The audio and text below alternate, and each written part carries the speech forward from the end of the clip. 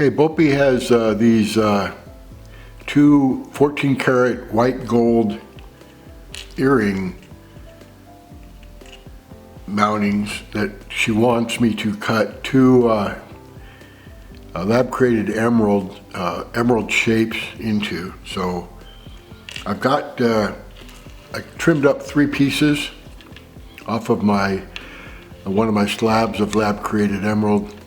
And so BOPIE needs 2 gemstones cut into a calibrated size. In this case, 8 by 6 millimeters, almost exactly.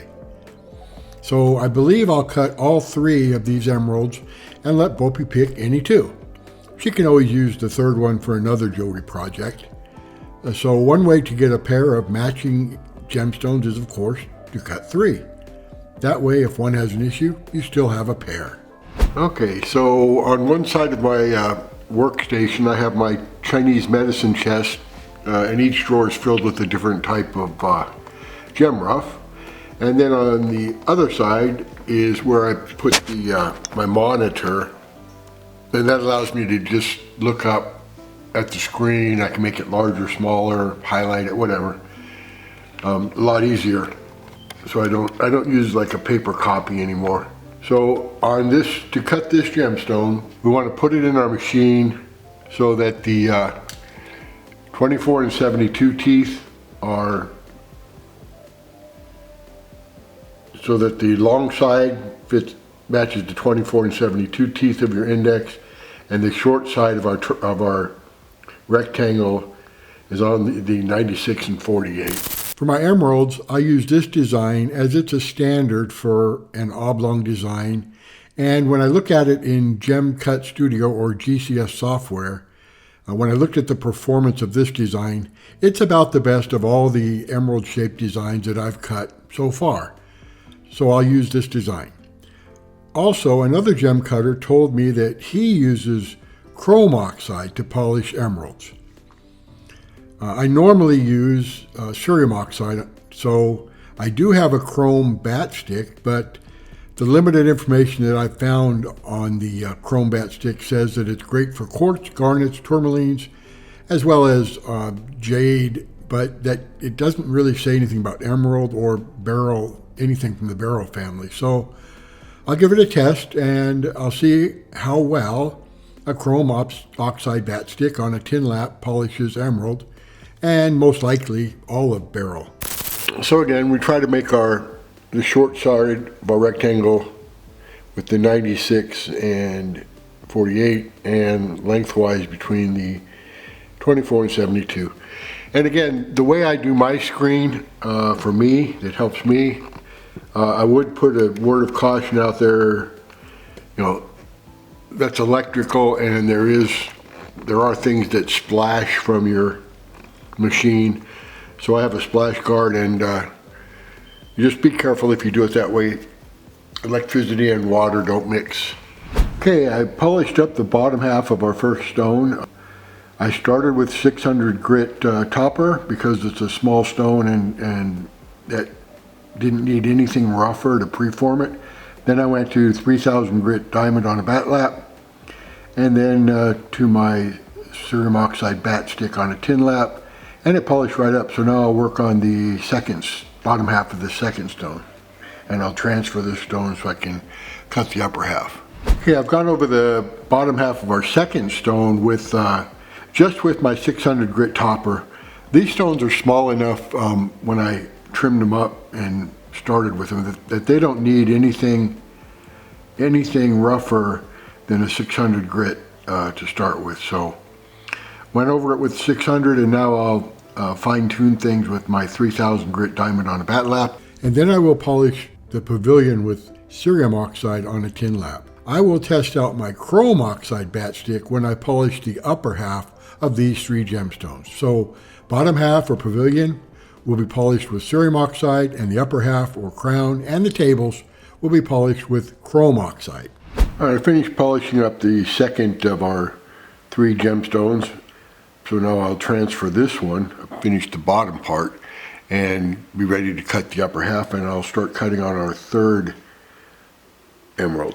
Okay, for our 3rd emerald, we have finished polishing up the bottom half with cerium oxide and a tin lap. I've only used 3 laps on all of these emeralds, starting with the 600 grit topper, the 3000 grit diamond on a bat lap, and cerium oxide on a tin lap.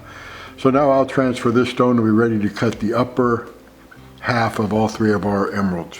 All right, for the upper half of our first stone, I've already gone through all the facets with my 3000 grit diamond on a bat lap, and now the first row I polished. And you can see the second row, you can see that 3000 grit diamond on a bat lap, the little scratches on it, but the first row is clean. And normally I've been using cerium oxide on a tin lap, which does a fantastic job, polishes right up. But today I thought I would try my chrome oxide bat stick by Gear Loose. Haven't used it yet. It's supposed to work on a few stones, including emerald, I understand, and it did polish it right up. Which one works better, chrome oxide or cerium oxide, I couldn't tell you yet.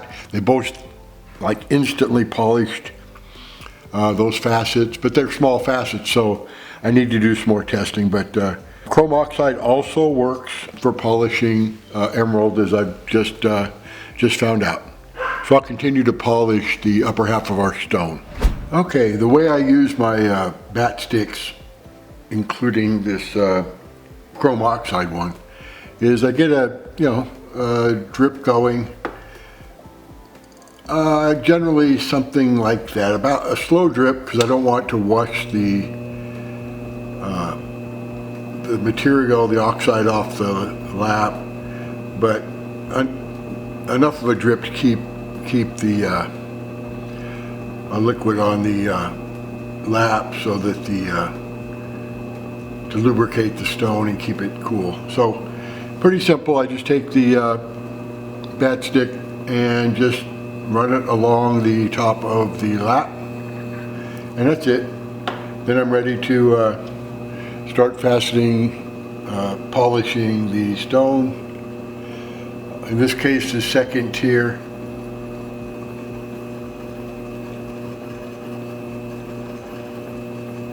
Doesn't take much. Let's take a look and see how that turns out. Okay, so this facet is the third row. The one that's in the light now. That's the third row, and you can see that that's not quite polished. That's the 3000 grit diamond on a bat lap. So the second row is this one that's flashing now, right there. And that's the one I just went over with my chrome oxide on my tin lap, and it's perfectly polished it right up. So I'll continue polishing this stone with our chrome oxide, and I'm using the same lap that I used, my tin lap. I also use it with the cerium oxide. I don't have a special tin lap just for chrome oxide. So I suspect I can just wash it off, the chrome oxide, and go back to cerium oxide without any problems, but I'll find out.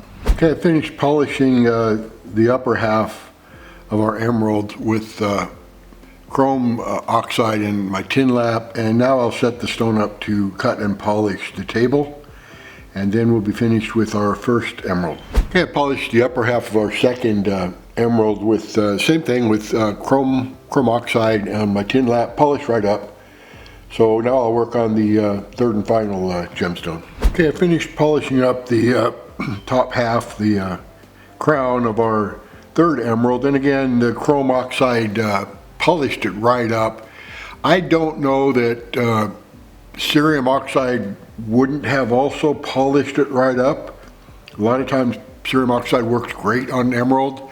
A couple times I had problems with it, but generally it works great. I don't know that 50,000, 60,000 grit diamond would not have polished this emerald up just as well, but I do know that chrome oxide did the trick, did it great, and so now I'll set up all 3 of the emeralds that I'm cutting to cut and polish the table, and I'll polish the table of all 3 of them with the chrome oxide, just to continue to work with that oxide and and validate that it works, seems to work great on emerald.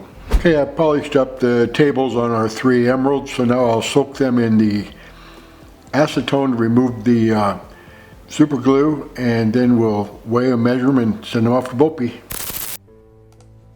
BOPIE asked me to cut a pair of man-made emeralds into a rectangle or emerald-shaped design for a pair of earrings that she recently purchased. The gemstones have to match in size, and that has to be almost 8 by 6 millimeters. So to ensure I get 2 matching stones, I cut 3. Also, I wanted to test out using chrome oxide to polish emerald. I can say that chrome oxide did a beautiful job of polishing emerald. Is it the best polish? I don't know yet. I'll have to do some more testing. It certainly polished emerald every bit as fast and as easily as my cerium oxide has in the past, but I'll need to do some more testing. And of course, diamond also polishes emerald. This gem design is a standard for emeralds, and it's easy to cut. Even a brand new cutter should have no issues using this design. And if you do cut a gemstone with this design, drop me a note in Facebook and let me know how they turned out. Photos are always welcomed. And as always, happy fasting, everyone.